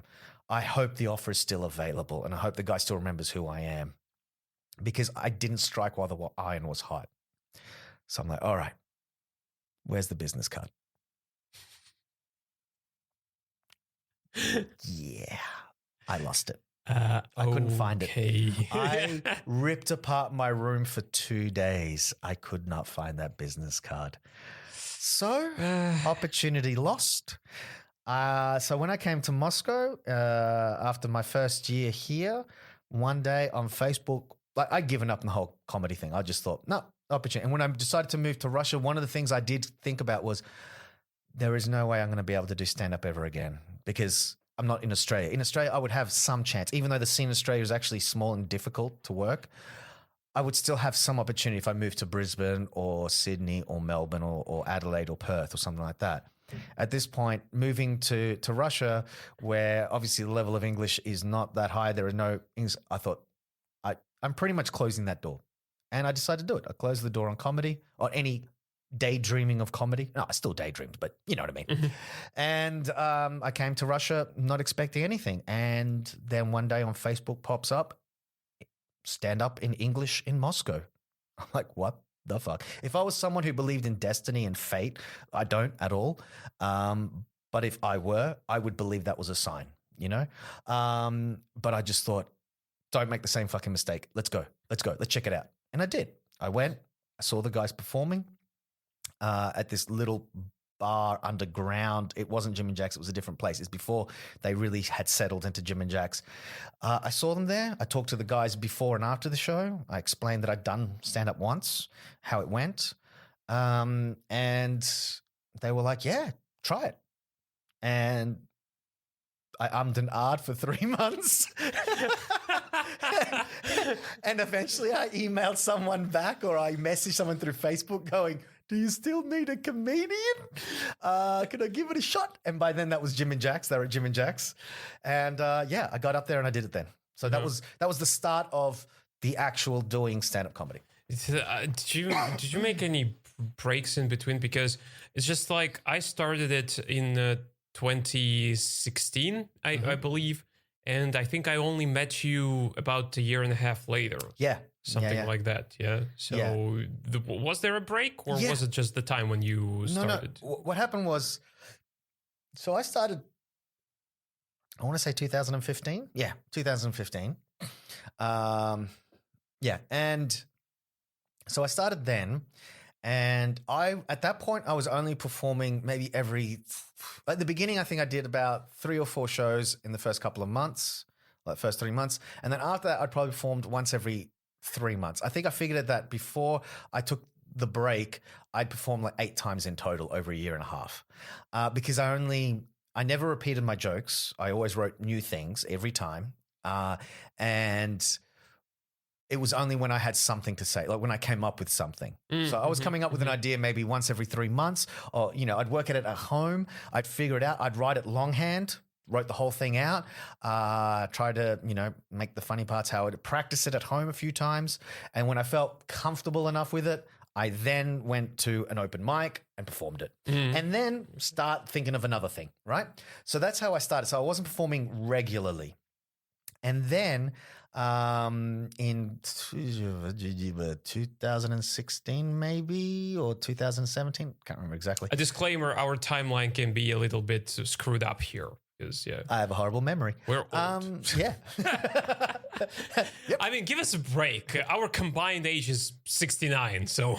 That's right, Sonny. 69 years old. Great year. What's your name again? So at this point, I then moved to Spain for a year. Oh, okay. Yep. I actually lived in Spain for a year. And so I was living there, and that's... I told you about my wife, how I met her. So what happened was we were friends for a couple of months. I decided to move to Spain. That was it. I've had enough of Russia. Thank you very much. It's been an experience. I want to see some other part of the world. And of course, being Spanish background, but never actually having lived in Spain, that was the next thing I was going to do. I wanted to live in the country where I was born and where my parents are from. Yeah. So, and then I even talked to Elena at that point, and she was fully supportive. She's like, yeah, you should do it. Really get to feel your heritage and stuff and all that sort of stuff. I was like, great. And then about 2 months before I left, I kissed her and we started dating. And yeah, but bad timing because I had plane tickets. Look, it's actually perfect Russian conditions because it's almost, you could basically say that was your version of army, of serving in Russian army for a year. Yeah. No, she was waiting for you. Yeah. So at this point, she was visiting me. Like I'd visit her, she'd visit me. So when I had holidays, I'd come to Russia and visit her because I'd just gotten the visa before I left. The school had actually renewed my visa. So I had a visa for a year, even though I wasn't working here anymore, but I could come and go. No that's great. Yeah. So I took that to my advantage and I visited her mostly. It was me visiting her and then she would visit me. And because she's freelance, she could visit me for like a month with the Schengen visa. So she would stay for a month living with me. So it was really great, considering it was back and forth and things like that. And of course, I always talked about me doing stand-up at Jim and Jack's and my gig. And then one day she looks at me and I'm talking about being a stand-up comedian. She goes, oh, are you a stand-up comedian? Really? Are you sure? Because I've never seen you perform. Oh, that was like a real knife in the gut. I was like, oh. She goes, well, you keep calling yourself one, but I've never seen it. I'm like, talk about goading someone. And I was like, fine. I heard you. And she's giving this wicked little grin like, go on, prove me wrong. And I'm like, damn you. So... Oh my God, it's the same. So sorry for interrupting. It's just the same, almost the same with my wife because my wife is one of the best critics of my jokes ever because, I would be sure, like that feeling when you write a joke and you feel euphoria. It's like, oh, it's the best joke. My baby. Yeah, it's my baby. And then I come to my wife, I tell her the joke and she's very straightforward with me. She looks at me and she goes, that's not funny. Yeah. I'm like, no, you don't get it. And she goes, I get it. It's not funny. Yeah. Wives are great for that. Because they already have you. So, they don't need to bullshit you to stroke your ego. We're theirs at this point. They can do what they want with us, which is why they're great critics. They really are. And so, so what happened was at the end of that year, we decided, okay, we've done the long distance. One of us has to move. And at that point, I was like, okay, she wanted to move to Spain, but she doesn't speak any Spanish. And that's English, a problem. Yeah, and English is not a great level there, same as with Russia. At least I can get a job easily here as an English teacher, So, yeah, it was just easiest. I was the one to move. It was the logical thing to do. So I had to move back to Russia, I had to come back here. And that's what I did. But one of the conditions I set was, I don't care if you're into it or not. If you end up watching me and you think, wow, you're actually pretty crap, or I don't like going to stand-up shows, it's boring, I'm going to go. Every weekend, I am going to do stand-up. She was like, great, do it. Go on, do it. So that was her attitude. Because the thing was, one of the other reasons why I only did it like every 3 months or whatever previously was because I was dating this girl at the time, and she didn't like the stand-up scene. She was bored. She didn't like the people there. She didn't relate to them. And so she would come to see me perform. And when I got off stage, she was always like, oh, you were the best. Oh, he sucked. He wasn't as funny, blah, blah. And it was a really kind of negative support, if you know what I mean? Like supporting you by telling that everyone else sucks. And then sitting there and looking depressed. So, you know, I'd want to continue drinking with you guys or whatever. And all of a sudden it was like, yeah, I got to go. Like she doesn't want to be there. Yeah. And I even said, well, if you don't want to come along, that's perfectly fine. I'll just go do the show and then I'll meet you and your friends afterwards. Oh, don't you want me there? Oh, God. So here we go. Yeah. So, and, you know, Elena's never been like that. You know, she comes to the shows and there are times where she's like, I'm not in the mood. And then she'll just like hand me like the stand to hold the camera. You get to carry it now. Have fun, honey. I'll record the show so I can look at it later. I'll open up a little secret for you. Yeah? Like when she started coming to the shows with you, and she's an artist. We need to point this out. Yeah. And she draws really good sketches. Like I love those sketches. And at one point I was like, I want her to draw my sketch, but I was like too shy to ask her. So I would catch a moment, you know, like I would be. I think there are sketches of you. Yeah, there are sketches. Yeah, but I was too shy at the moment to ask her to specifically draw a sketch of me, and I was like, I need to like. Is David performing? Like, is he bringing his girlfriend along? I need to make sure that she has a pencil in her hand and a piece of paper when I'm on stage. You know? Okay. And next is Kirill. And you're there going, no, not yet. She doesn't have the paper out. No more. Like, oh, come on, 10 more minutes. Put someone else on. Hey, I've had a sketch that she did for a big show that we did, like about a year and a half, 2 years ago. Yep. That sketch of me, it was an avatar on my Contact page for like 2 years. Oh, cool. Yeah, I only changed it recently. But that was, because that was that good. I liked those kind of things. You know? No, she's great. And that was the other thing. We're really supportive of each other. So, and that was it. Like, you know, we're both really supporting of each other to follow our dreams and things. So I really push her to do the art. You know, exhibits come up and I'm like, go, you do it. You do those exhibits. Yes, blah, blah, blah. You know, there's been times where money has been tight and it's like a case of, okay, you go, I'll stay here. Like, you know, spend the money on your plane ticket. You go do your stuff. I'll just stay here and just call me every night. And, you know, it's okay. Yeah, but you know that's so you know she's off in Venice and stuff, and all of a sudden I'm like, I'm stuck here in Moscow and she's in Venice.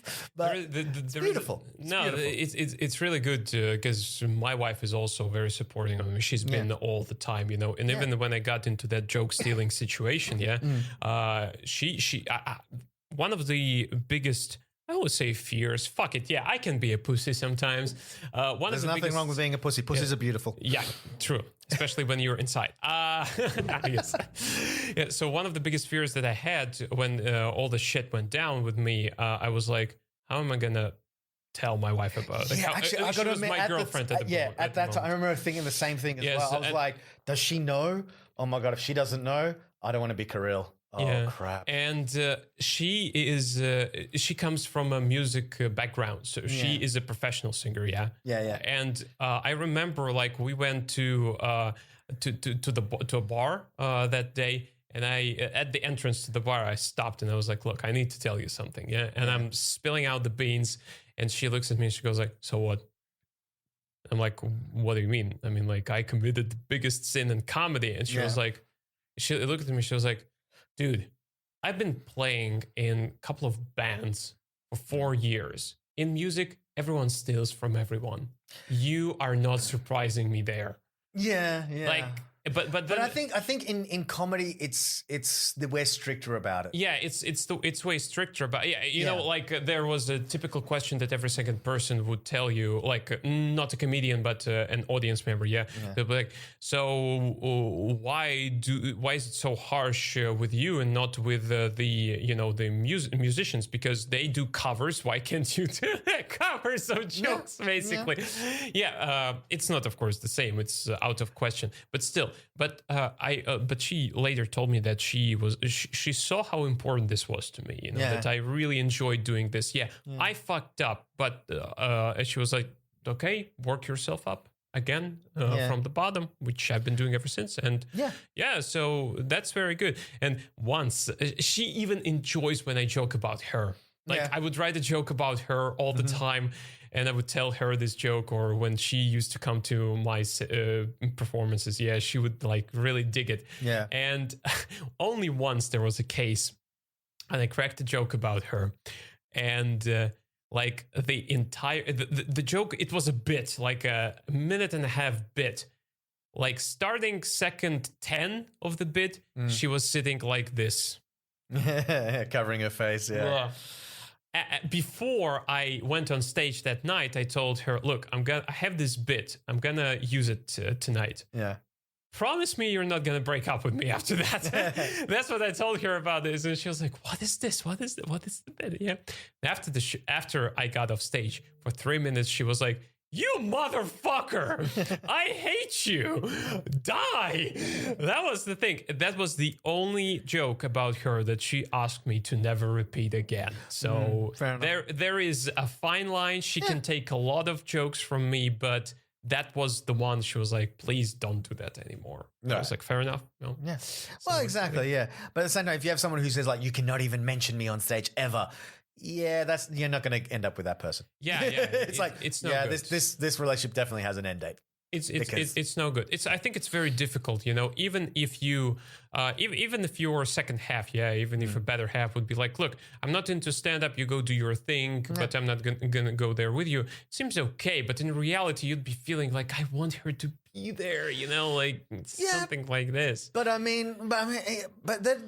not everyone is going to be there for all your shows. And of course, of course. And if they pop in every so often, fine. But at the same time, I think you have to do. I mean, you know, why do we do stand up? Well, because it's our thing. It what makes us happy.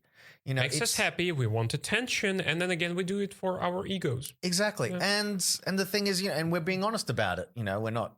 There's nothing wrong with that. Yeah, I'm a prick. I want attention. What's wrong with that? Yeah, exactly. And you know, and if they don't want to see that, or someone doesn't want to see it, fine. You know, I don't have a problem with it. But it is nice if they pop around every so often, at least. But the thing is, I would rather someone not come than come and be shitty about it, or just kind of kill the mood. And that was what was happening beforehand. Was I felt the mood was being killed, and I remember at one point the girl asked me like, we had nothing to do that week, and she goes, "Well, do you want to go to stand up? Maybe you know you can do one of your bits, whatever." And I just went, "Nah, no thanks." I just didn't want to do it because it was like, I know what your reaction is. I know that's going to kill my mood. So what's the point? You're trying to be polite, but don't be if you don't want to be there. Yeah, exactly. So, so at this point, like I know that when Elena goes, she wants to be there. You know, she wants to see the shows, and she's, you know, she gives me feedback and things like that. But if I don't go, every time I get home, she always asks me, "So did you record it?"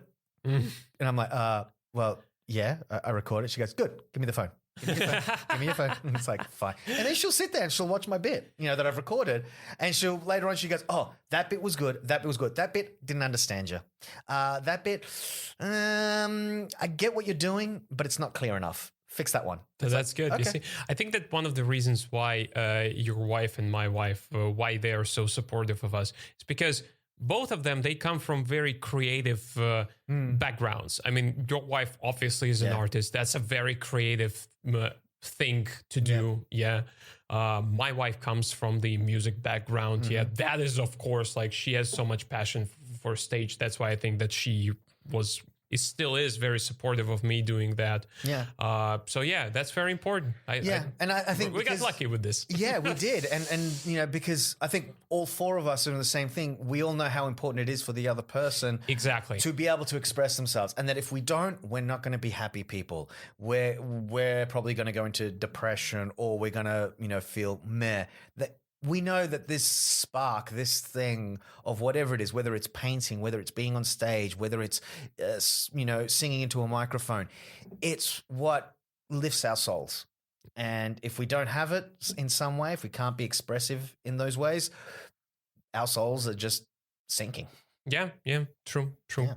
So anyway, what was your initial reaction to an impression, to performing in front of a Russian audience? Because truth be told, Jim and Jack's is an expat bar, and you get plenty of foreigners there, but at least 50% of the people who come there are Russians, So, and some nights it was 90%. Some nights it was 90%, exactly. Yeah. So how was that of an impression for you?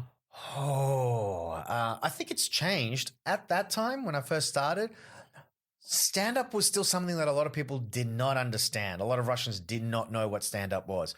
And they treated it like a theater production where it's like you don't make any noise until the very end and then you applaud. Golf clap. Golf clap. It was that sort of thing.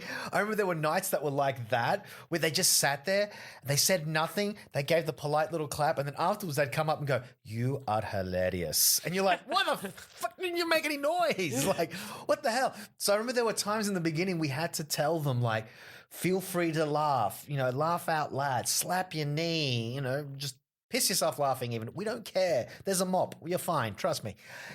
So performing for Russians like that, that was sort of one kind of impression that I had. The other thing was at that point, I talked very fast. I still do, but even faster then.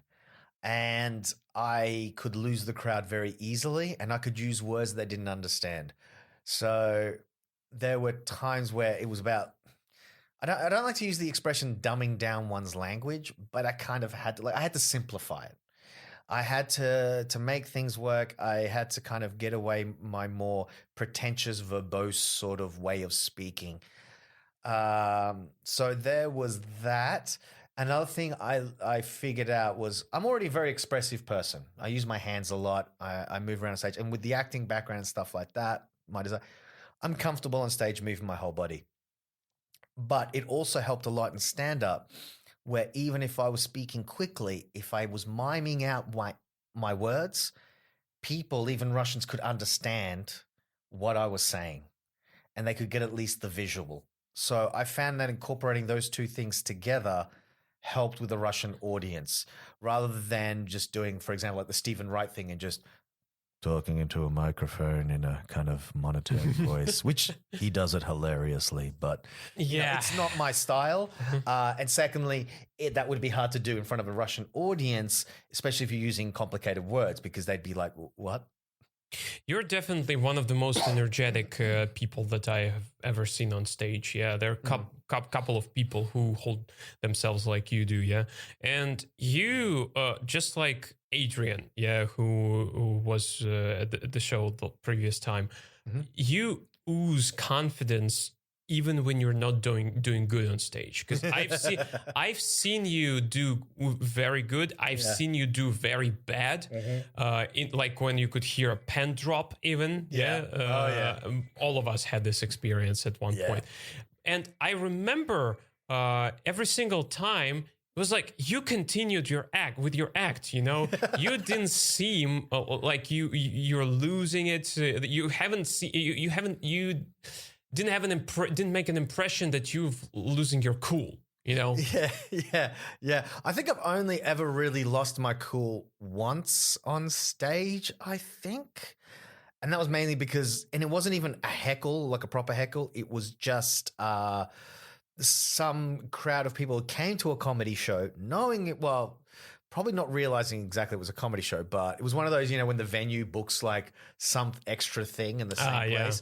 And they weren't really there for us, and they were just being dicks sort of thing. And you could see everyone else in the crowd was also getting annoyed. But then later on, I did a little crowd work with that group, trying to get them in, and I was able to give a smart-ass remark about Viagra and stuff to them because it was some older guy with much younger models. It was one of those situations, nice. and he was like, "Oh, I'm getting too excited," and I remember I looked at him and said, "Well, then take less Viagra, dude." So that's a nice comeback line. Yeah. And then I was like much happy because that was probably the biggest laugh I got that night because everyone in the crowd was like, "Finally, someone has said it." But so that was funny. That went well. But yeah, no, I don't know if it's a good thing sometimes, actually. I sometimes worry of the fact that I don't stop. Like, I got to say, like, there are other comedians who are better at quickly changing track. Like it's like, true. Okay, this is not working. I'm going to change into a different direction and shift. I don't. I'm like the freight train that has decided that that's my destination. I'm going to get there hell or high water. Even if there's a cow crossing the street or a kangaroo or a crocodile, I'm going to ram right through that fucker. I'm going to break it open. And if you want to get on board at some point, feel free. And if you don't, I'm still getting there. I'm still going to arrive there. So sometimes I feel like I'm maybe too stubborn with my bits because I don't do one-liners. I don't do that sort of stuff. I don't do short jokes. You're much of a storyteller. You're much more of a storyteller. Exactly. And I play characters and stuff like that. So it's difficult to then just change direction halfway through a story and just go, okay, fuck that story. You know, you want to finish at least the story off and maybe hopefully they can get back on board at some point. That's why actually I started changing it. Instead of doing one long story, I might do 3 shorter stories. And maybe if I change, but even then, I link them. I have a theme, a thematic theme. I'm still stuck from that first stand-up bit, really. I'm still doing themes, and there has to be a point to my story. Otherwise, why tell the story? A little pretentious. I can relate to that as well because I'm right now, the last 6 months, I'm trying to do more of shorter jokes. Yeah, the less time between the punchlines, the better. Yeah. But I don't like to go there on stage and don't have an very illogical order of jokes. You know, I want my bit, my set, whether it's 5 minutes or 10 or 15 minutes, to have a story. You know, it shouldn't be like one joke. Here's the joke about this. Here's a joke about snakes. Here's a joke about volcanoes. You know, how do they match? Nature? Who knows? Yeah. Maybe nature. You could make it work. I have linked bits together that I didn't think would fit, and then I found like a common element, and I used that to link it together. Yeah. But so I remember like one of the funniest transitions that I've had. It was actually happened quite recently. When I was telling a joke. And in that joke, one of the texts to a punchline was that I called someone a dick. Called someone a dick. No, I was actually describing the organ, the penis, and I said the word dick in the punchline. And I was, speaking of dicks, I am an English teacher, and then I switched to do the bit about like English teacher. Yeah, that's the connection I want to have. I hate when I leave out the window of like not passing logically to the next joke. Yeah, or even if it's not completely logically, but at least having some connection, having the flow. You know, keeping that flow going. Yeah, exactly. Do you have any? No, go on. Do you have any? Because you move a lot around the stage. Like you are one of the most active person and energetic person, like I mentioned before. Yeah. Do you have any self-awareness of your movement on stage? Because I remember we had a joke. You know, you went to St. Petersburg once, and I went there as an audience member, and I was like, "Where's the stage?" And they go, "There it is." And there's like just a piece of board, you know, like a cardboard box. And I'm like, how's David gonna perform here? I know. I was worried too, actually. No, actually, I'm very aware of it. And I think I'm actually quite good with, it was really weird. As a kid, I was very uncoordinated.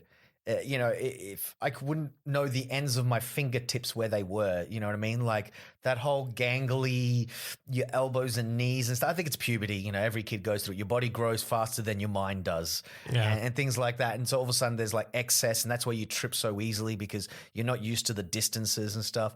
But after puberty, so after 30 years old, once that finished, I have 2 more years left. I started getting really aware of my body and movements because the other thing other than acting that I really enjoy in stand-up is dancing. I love dancing. And I did salsa dancing. I took lessons and stuff like that. I've done merengue, bachata, all this sort of stuff. I also did, at university, I did a little bit of capoeira, which is a Brazilian martial art, which is sort of like the dance Shout out style. to Sergio. Yep. He's listening to this. Yeah. Love you, bro. Actually, I really want to do it with him. It's just scheduling right now is just shit, but I actually want to do lessons with him because I loved it a lot. But doing that sort of stuff, and actually Kepler was very good about being aware of where your foot ends, where your hand ends. So I think I have kind of a little bit of like the dancer's mentality of being aware of one's body movements. And because of this sort of thing, I am actually quite aware of how I move. A lot of it is, I'm not aware of it in the sense, but subconsciously I'm aware. And I do my hand gestures, my finger movements, things like that. Sometimes, I lose it a little bit, but in general, I know where I am. Usually, occasionally I can mess up or whatever, but no, actually, I'm actually pretty good at knowing where I am on stage, and that's why I like to look at the stage before I get on, of course. And sometimes I'll move things while I'm moving it. I'm kind of getting a feel. Like a dancer would when you get on stage and, they kind of pace the thing, kind of go, okay, so I've got this width, I've got this length, I've got blah, blah, blah. By being aware of it and then putting yourself in the center, looking at the distance and going, right, so if I go too far that way, I'm off the edge. Good to know. Okay. You actually have an achievement, I would say, which none of the English-speaking comedians in Russia have, because you did a solo 90-minute show, no? 45-minute show in Irkutsk. Yeah. In Irkutsk, yeah. When you traveled around Siberia, as I understand, yeah? Yeah. Give me an inside look at that. So how did that happen and how did it go? Okay, so basically, I was doing the Trans-Siberian from Moscow to Vladivostok.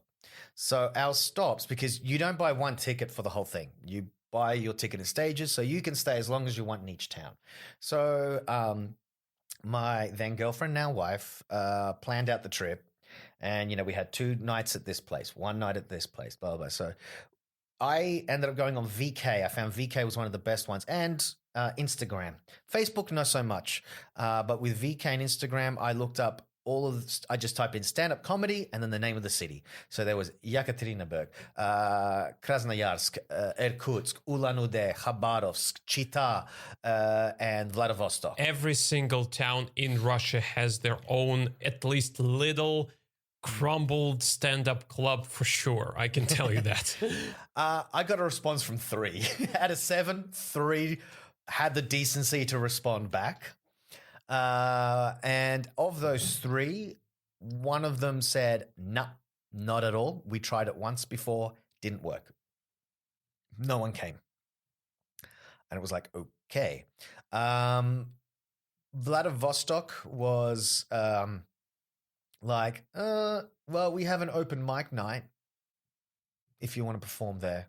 And I was like, ooh, does anyone perform in English? Is it Russian or English? It's in Russian.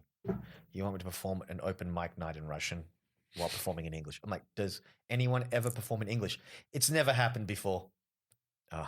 Okay. Well, I want to do a special, 30-minute, 45-minute, 1 hour, whatever you want, a special in English. If you advertise it, people who know English will be able to come. They just were like, nah, we just got the open mic. They didn't want to put in the effort. They didn't see the opportunity. Didn't see the reason in that. Yeah, and I'm just like, come on, it's an opportunity. How often can you say someone performs it? Well, no one's ever done it in freaking Vladivostok. So, if you put me on the bill, it's going to be, you'll attract attention. Anyone who speaks English will be like, oh, something we can do. That'd be fun. But Irkutsk, those guys, the Irkutsk Comedy Club, they saw the opportunity and they were like, hell yes. So yeah, I sent them some photos. They did like these flyers. I don't know if they did physical flyers in the city. I can't remember if they actually put physical ones, but they definitely like over Facebook, Instagram, VK. They were posting it everywhere. I was posting it. So they did it at this, I think it was Babbitt Bar or something like that. They sent me up there. They were like, okay, at this time we'll meet you there. I arrived. Yeah, it was this nice bar, really nice place. And then people started coming in and coming in and coming in and coming in. And then all the chairs were gone. And then some people came in and they started sitting them on the windowsills. And some more came in, more windowsills got taken. I had the whole room packed. And this is Irkutsk, which is smaller than, for example, Vladivostok. They packed out an entire bar of people who just came to see me. Two of their local comedians who had never performed in English performed as my warm-ups. Packs. One guy, he barely knew English, but he was powering through, and I loved that guy. He actually has some really funny bits, but there were parts he just stopped and went, I don't know the word in English. And it was Please great. help me. Yeah. And he was looking over to his friends, and his friends were like loud whispering like the word in English to him. And he's like, yeah, that. And I love when this happens. Yeah. This happens sometimes at our open mics as well. Yeah. So he does that. The second guy, his English was great, but he'd never actually tried in English. He'd been performing in Russian because he was actually the organizer of this stand-up club. And he was the one that had agreed to the thing. And he was great, actually. His bits were really funny. And I was like, damn, dude, you ever come to Moscow? Come to us. Like, write to us. Like, if you want to come, we'll give you time on stage. You're good. And he's like, it's the first time I've done it in English. It's such a rush. And I'm like, yeah, hell, man, you're awesome. And then I did mine. And I did mine. Originally, I think I had about 60 minutes worth of material, but the guys were like, the trams stopped working at like this time. People need to get home. And some people live outside of the city. And I was like, oh. Okay. So that's why I did 45 minutes. And I was like pumping through it as fast as I can. And I actually got it on my YouTube page. I've got the whole show there. But I kind of did like my best of for the last few years or whatever, the last 4 years of material, just the best of bits and things that I was happy with. We'll leave the link in the description on the YouTube channel. Yeah, because, folks who are listening to this, we also have a YouTube channel where we're posting video versions of the podcast episodes. So we're gonna leave the link to David's entire special from Irkutsk in the description. Yeah, but it went well, and so that's how I just did it myself. And at the end, 7 things, 1 show. But I think that's the whole thing about opportunities, as I was we were saying before earlier. It's about grabbing that opportunity. I mean, it's not gonna happen to you. No one's gonna discover you. You have to chase it, and you chase 7. You chase 7 and you get 1. But that's still a success. I remember when Anna and we went to St. Petersburg after the New Year. It was like the day after the New Year, January 2nd. We went there, and before we went there, I was like, hey, I should probably check out the stand-up places because there are. I mean, I didn't know about English stand-up being there at the time. So I checked Russians. When was this? How many years ago? I think it was a year and a half ago. Last year. Yeah, last year. They already had Al's English. there. Yeah, Al is there. Yeah. I didn't know about that for some reason. Yeah. And so what happened is I checked a couple of local stand-up bars who organize stand-up shows. Yeah. Yeah. And I found one. I texted the guys. I was like, hey, can I perform? Yeah, I got like an open mic. Sure. Go there. So it was this two-storied bar. And on the second floor, they had the show. There was no stage. There was just bar. And next to the bar, there was like a space for comedians to perform. Oh. Yeah. And there were 25 people in the audience. And the moment I stepped in there, I was like, I think I need to change my material because most of the people who were there, they were like older than 35. And my bit that day, Tinder jokes. my bit back then started with a suicide joke. Like I had a suicide joke, and you were thinking, you're a bit too close to that. Yeah, you might actually be close to suicide. Probably shouldn't joke about it. Yeah, but the thing is that I am still very stressed and nervous when I do Russian stand-up. So I almost like remember everything by heart. I learned my bit by heart in Russian, and I had like 4.5 minutes, I think, because in my head I was like, on Russian shows they give you sometimes 3 minutes, on Russian open mics. I was like, so I have to be quick, I have to be tight, and they put me on last. I went on last, and the host introduces me. I get there, and to my surprise, every single joke landed. Like Cool. every single joke landed. Like everyone laughed their asses off.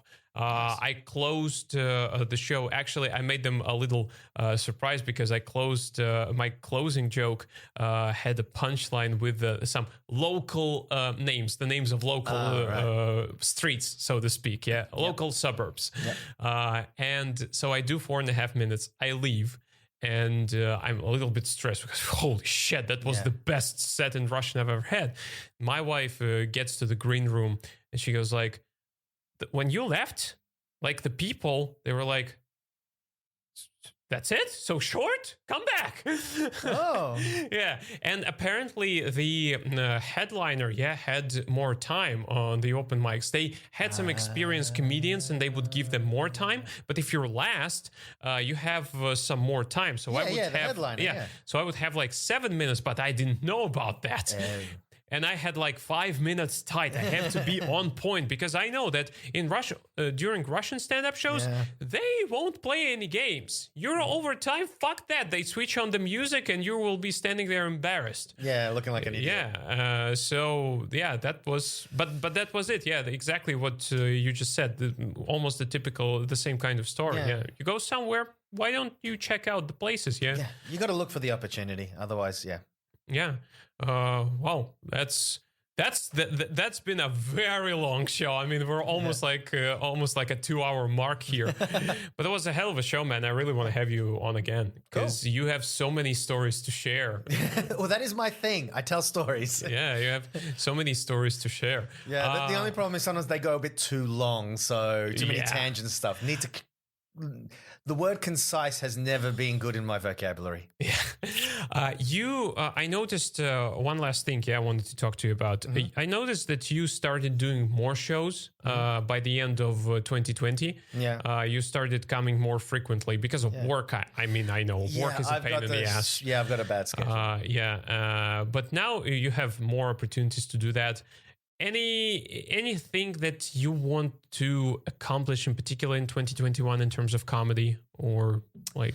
One actually is just keeping the frequency up, and that's going to be tough because actually I'm unofficially getting promoted, and that means I'm going to have more work, and my schedule. Technically, the hours will be better in the schedule, but the problem with it is that it's going to be a lot of extra work. And especially in the beginning when you get a new job, you have to learn a lot of crap. You've got to spend a lot of overtime, a lot of personal time figuring stuff out until you get to the flow of things. So yeah, good and bad altogether. It's like with anything, pros and cons. And so basically at this point, all I want to do is increase the amount of time I'm able to go.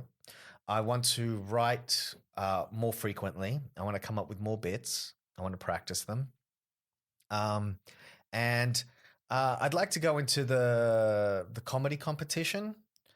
But I don't know. Like if you'd asked me a couple of years ago, I would have been like, that would have been my goal sort of thing. And it sort of still is, but it's not. I just want to be able to get to the point where I can get constantly good laughs.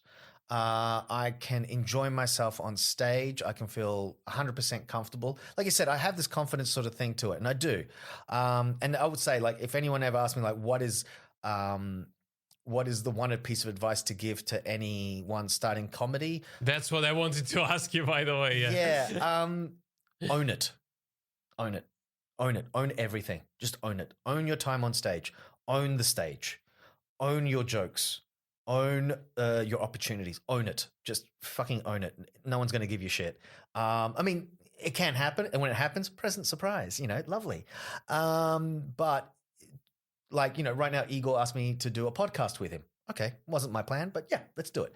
So it's that sort of thing. It happens. But if you want something, you got to go for it. And I would say it's about that confidence on stage. You can have the best joke in the world written down, but if you can't deliver it, yeah, it's not going to really work. At the same time, you can have the greatest confidence on stage, and if you don't have good material, it's not going to work. But you can fudge it a bit better, actually. So you can sell it. better. So I would True. say owning the stage is a big thing. Being comfortable, not being afraid of pauses. I think every single comedian in the beginning sucks at doing pauses. Yeah, timing is Yeah, but it's not just the time of getting the set in. I still suck at that. But it's about knowing when you can take a deep breath. Like last night I performed. I had one moment where I finished a little bit off. I just looked at the microphone, looked back at the audience, and I just smiled at them. And it was like, technically, I would never have done that at the beginning. And I think a lot of comedians, even now, like even who started with, they would still have trouble taking that big a pause. And I just literally looked at the audience, gave them a cheeky grin, like, yeah, we're having fun, aren't we? Like, you know what the fuck I'm doing. Nice. And I think it's those pauses that show the confidence. Like you were saying before, like I think it's because it's those pauses that where you can just stop, look at the audience and just go, yeah. They go, this guy knows what he's doing. We're good. We're confident. And I think that's it. It builds confidence in the audience. They feel comfortable because they know this guy's confident. He knows what he's doing. I'll follow him. Oh, there you go, folks. The words of wisdom from David Muñoz. So thanks, man, a lot for doing this, for coming by. I really appreciate this. I enjoyed it, really. I enjoyed it a lot, and I hopefully that we will do it in the future again. Yeah, hopefully in summer, though, so it's not so cold to get from the metro to here. Jesus, I forced David to drag his body to the other end of Moscow. Yeah. In this freezing weather. Yeah, I lost feeling him. I've got my pinky back, so that's good. Oh man, yeah. So let's hope that you will get home safe as well. All right, so thank you again, once again, to all the listeners and all the viewers who watch this on YouTube. Thank you guys very much for staying and listening to this episode and watching this episode. We'll be back with you next week with a brand new episode of Before the Punchline Comedy Podcast. Till then, take care. Have a nice life. Ciao.